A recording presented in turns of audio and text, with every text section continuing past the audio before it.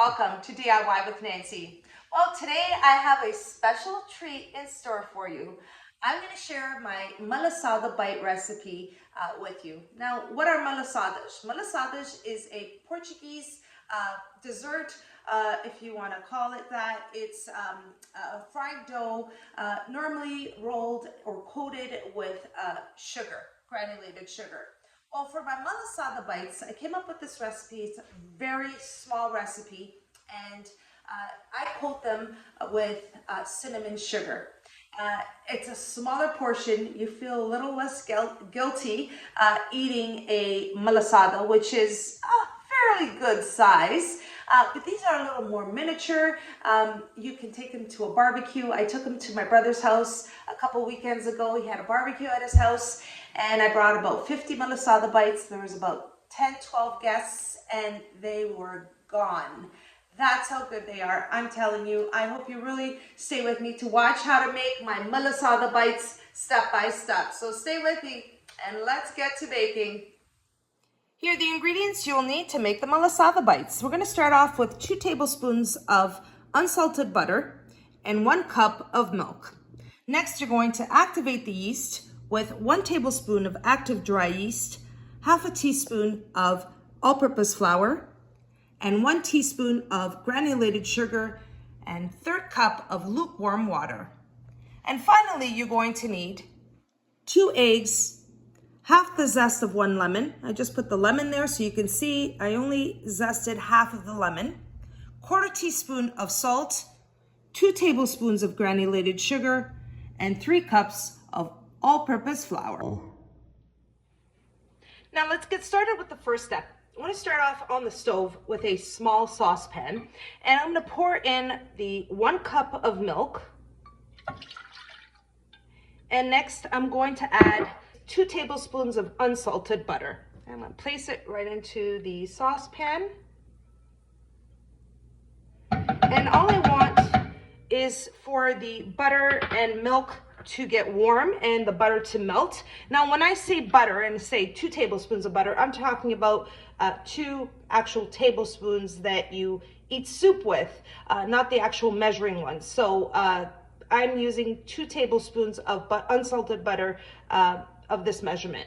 So what I'm going to do is I'm going to turn the heat on, and I'm going to let the butter melt in the milk. And once I see it's melted, I'm going to give it a little mix, and then we'll move on to the next step. The butter is melted. I'm going to turn off the stove, and I'm going to set it aside and let it come to a lukewarm temperature, and I'm going to move on to the next step.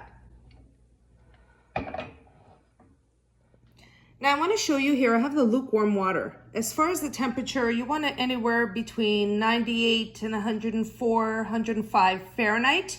And that's what the temperature of the lukewarm water is to activate the yeast.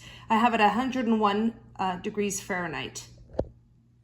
Now for the next step, I'm going to start activating the yeast. And then in a medium-sized bowl, I'm going to place 1 teaspoon of granulated sugar, half a teaspoon of all-purpose flour, 1 tablespoon of active dry yeast, and I'm going to mix that together. I have a little whisk here.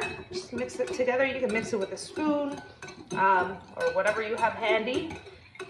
And now I'm going to add the 1/3 cup of lukewarm water. Place it in there, mix it together. Mix that really well. There we go. And I'm going to just set this aside for about 10 minutes.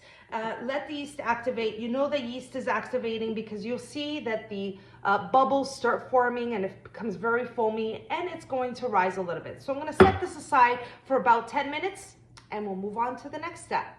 Now for the next step, I'm going to mix my other section of ingredients, and that's the eggs, the sugar, the lemon zest, and the salt.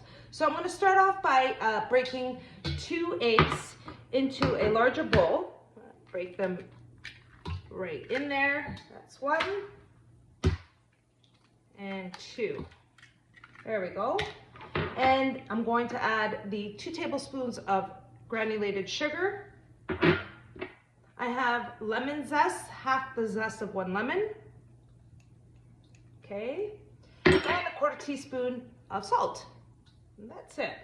Now you can do this with a hand mixer or a stand mixer. It's such a small recipe. I'm going to mix it together with a whisk. Just less bowls for you to, wash later on. Mix this together. I'm going to mix it for about a minute or two.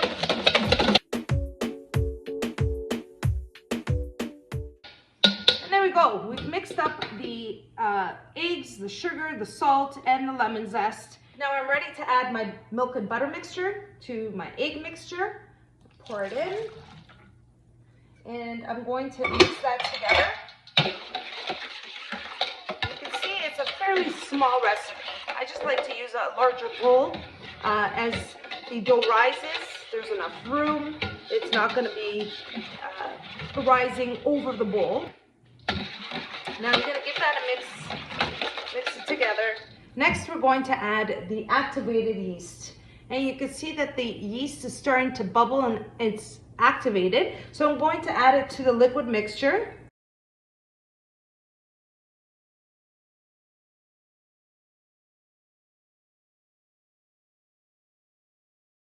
Give that a quick mix as well. Just combine it into the mixture, the yeast that is. And now at this point, I'm going to add my all-purpose flour, which is the last ingredient.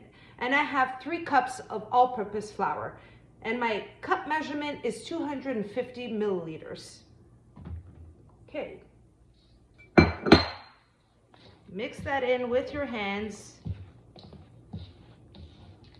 Just want to combine it, and you're going to need it. And I like to use my hands for this.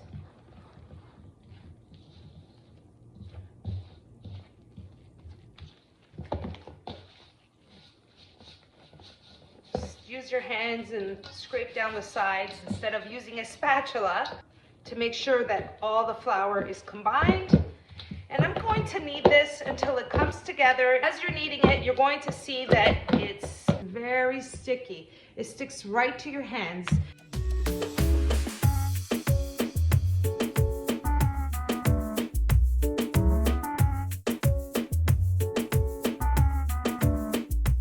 All I'm doing here is bring it together. I kneaded it for about 3 minutes. That's good enough. We have it in the center here. Okay, I've kneaded the dough. For the next step, what I'm going to do is I'm going to cover up the dough with a tablecloth, just like that. I'm going to cover it up, and I'm going to place it in a warm place, let it rise for 20 minutes, and then I'll show you the next step. Okay, after 20 minutes, here is the dough, and we're going to give it another knead. Look at that, nice and fluffy. And what I have here is a bowl with warm water. I'm going to dip my hands in there and then just fold in the dough and then let it rise again. So I'm just going to dip my hand in the water because the dough is fairly sticky. And I'm just going to knead it or just flip it to the center. Just like that. It's nice and fluffy. Look how fluffy this dough is.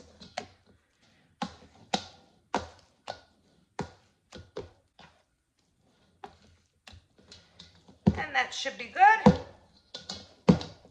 Okay, that's it for kneading. I'm going to cover up the dough once more. Place it in a warm place. Again, you can place it in your oven with the oven light on, not the oven on, but the oven light. So the light can keep the oven nice and warm inside. And I'm going to let this rise for another hour, and then I'll show you the next step. After an hour, here is the dough, and it's ready to get fried up. We're going to make the Malasada bites. So let's move on to the next step.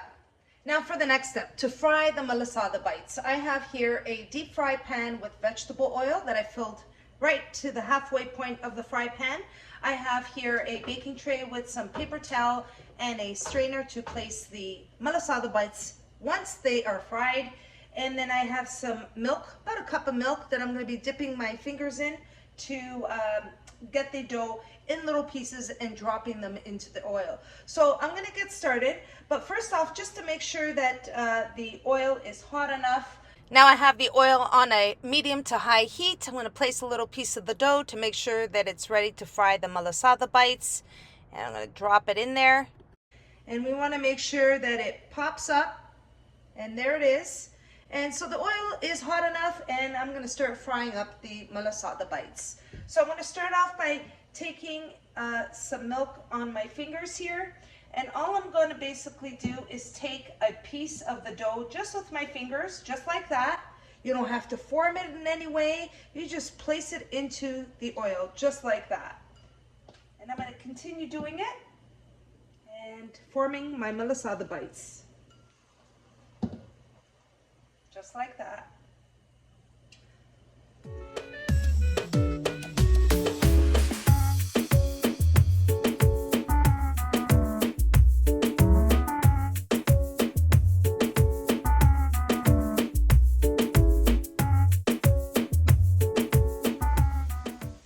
Once you have the fry pan full of the malasada bites, in a couple of minutes, you'll see that they'll get a light golden brown one side. If you see, they flip on their own. So you're gonna start by flipping it over just like that. And you can see the color coming through on the other side. So I'm gonna flip this one and this one. Some of them flip on their own, so that's great.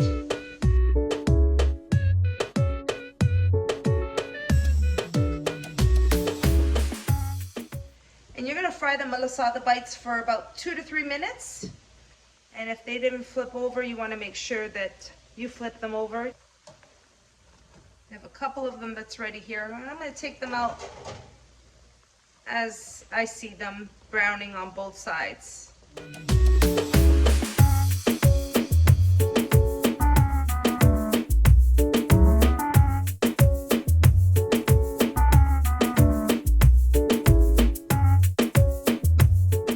Just so you see, now I'm going to do the second batch and just take the dough and pinch it just like that, and you're just like that, you're going to drop it in.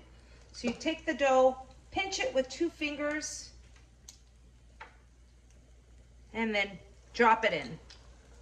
So as you can see, I made these malasada bites in 2 batches.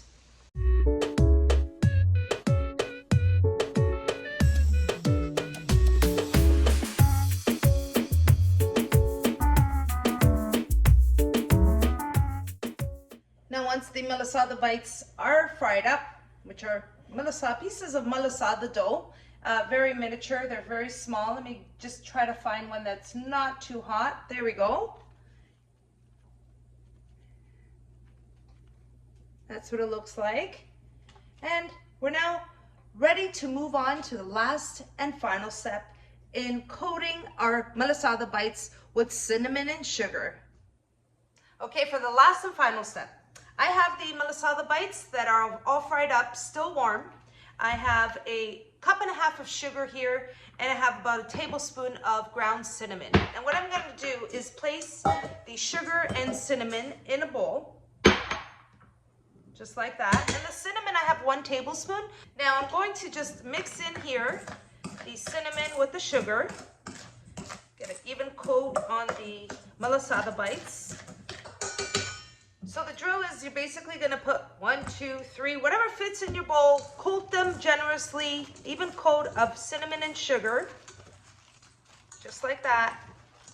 And then place them into a bowl or a side dish and continue coating them.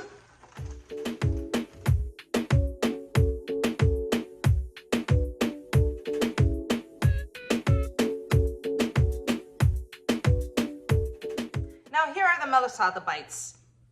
Tell me this is not gonna just be a absolute dive-in dessert or treat.